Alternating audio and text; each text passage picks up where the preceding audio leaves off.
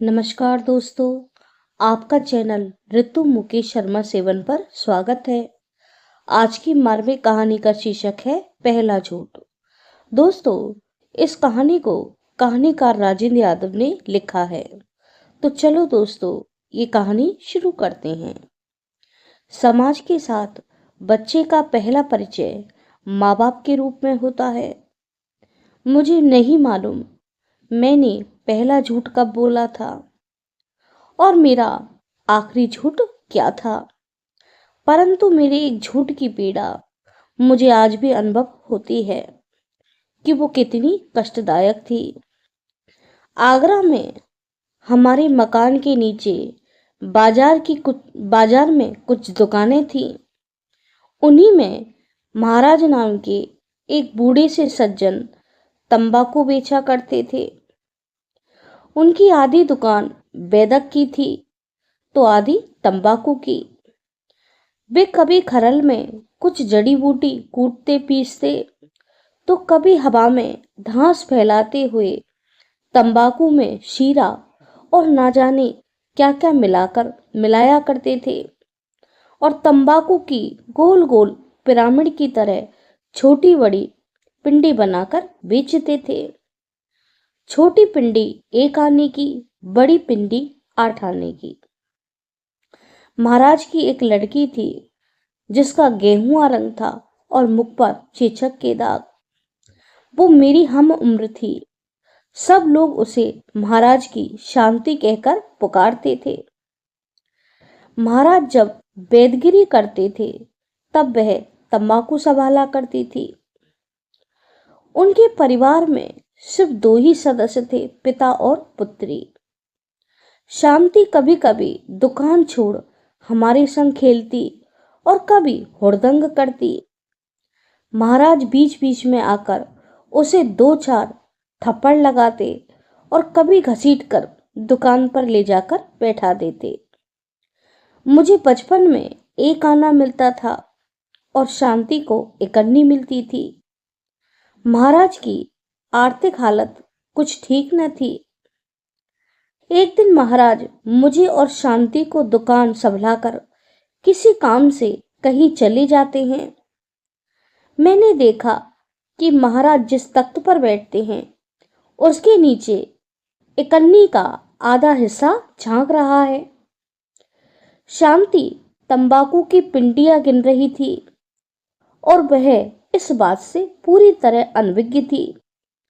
मैंने चुपके से उस पर हथेली रख दी और बड़ी सफाई से उस 1 अन्नी को मुट्ठी में बंद करके अपनी जेब में डाल लिया और सोचने लगा कि यहां से कैसे खिसका जाए।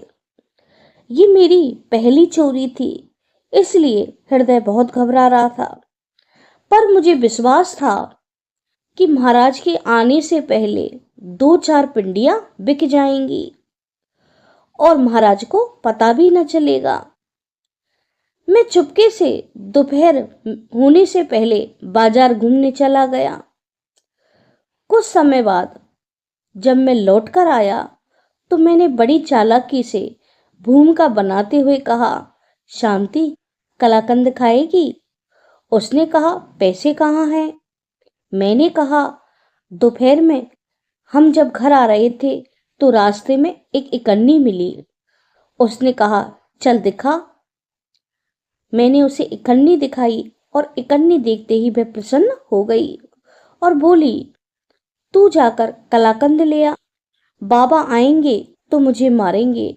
मैं दुकान छोड़कर नहीं जा सकती। मुझे मन ही मन लगा कि चोरी का बोझ कुछ कम हो गया। मैं दौड़कर हलवाई के पास पहुंचा, कलाकंद खरीदा।